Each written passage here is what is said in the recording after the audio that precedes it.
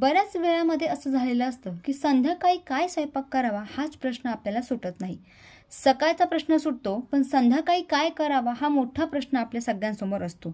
या वेळामध्ये हलकं फुलकं जर काही खायची इच्छा झाली तर मात्र सर्वात जास्त टेन्शन येतं। फ्रीजपाशी जाऊन सुद्धा फ्रीजमध्ये भाज्याशिवाय दुसरं काही सापडत नाही। मग आता काय करावं असा प्रश्न पडतो, तेव्हा मला आलेली एक आयडिया आज मी तुम्हाला सांगणार आहे।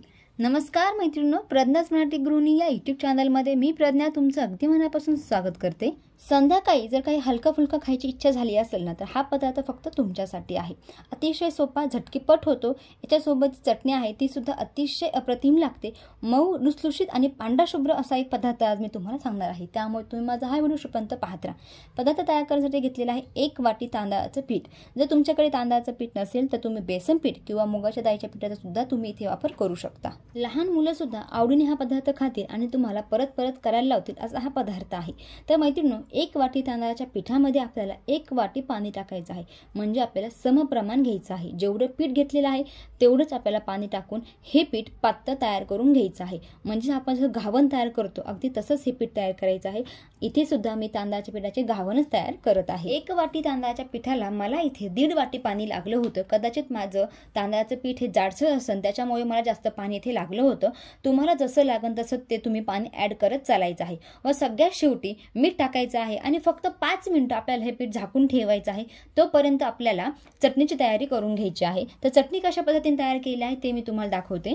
मिक्सरच्या भांड्यामध्ये 3 ते 4 हिरव्या मिरच्या, जर तुम्हाला तिखट आवडत असेल तर तुम्ही ते वाढू सुद्धा शकता, लसूण, थोडंसं खोबरं, शेंगदाणे, चवीनुसार मीठ टाकायचं आहे, थोडंसं पाणी टाकायचं आहे आणि याच्यामध्ये थोडंसं पातळसर याची पेस्ट तयार करून घ्यायची आहे। ही जी चटणी आहे ही अतिशय सोपी आहे, झटपट तयार होते आणि ही एका पदार्थामध्ये नाही तर अनेक पदार्थांमध्ये याचा उपयोग होतो। जसं की घावन झालं किंवा ढोकळा झाला, डोसा झाला, याच्यामध्ये सुद्धा तुम्ही या चटणीचा वापर करू शकता। सारण तयार करून झालेलं आहे। आता या सारणाला खमंग अशी फोडणी देऊयात, कारण की जेव्हा आपण गरम गरम घावन करू तेव्हा पटकन खायला सोपे होतील। तर मैत्रिणींनो, एका कढईमध्ये तेल टाकलेलं आहे, थोडंसं जिरे टाकलेलं आहे आणि जे काही सारण तयार केलं होतं ते सारण संपूर्ण त्या कढईमध्ये टाकलेलं आहे। ऑलरेडी त्याच्यामध्ये मीठ आहे, त्याच्यामुळे परत एकदा मीठ टाकायची गरज नाहीये। जसं लागेल तसं तुम्हाला याच्यामध्ये पाणी ऍड करायचं आहे। तुम्हाला पातळ वाटलं तुम्ही पातळ करू शकता, घट्ट वाटलं तर तुम्ही घट्ट सुद्धा तयार करू शकता। याला चांगली मस्त उकळी आणूया। आता आपण घावन तयार करून घेऊयात।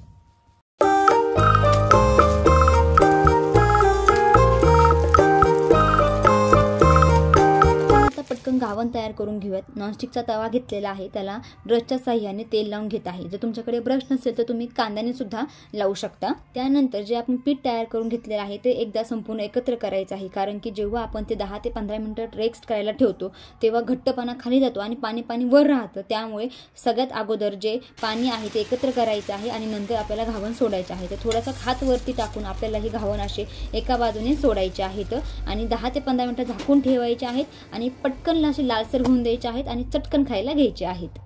अशा पद्धतीने मी इथे संपूर्ण घावन तयार करून घेतलेले आहेत। मऊ, लुसलुशीत, पांढरे शुभ्र आणि खायला हलके फुलके असा एक पदार्थ इथे तयार करून झालेला आहे। संध्याकाळी हा अतिशय बेस्ट पदार्थ आहे, तुम्ही नक्की ट्राय करा। तर व्हिडिओ कसा वाटला कमेंट बॉक्समध्ये मला नक्की कळवा। व्हिडिओ आवडल्यास लाईक करा, शेअर करा आणि सबस्क्राईब करा।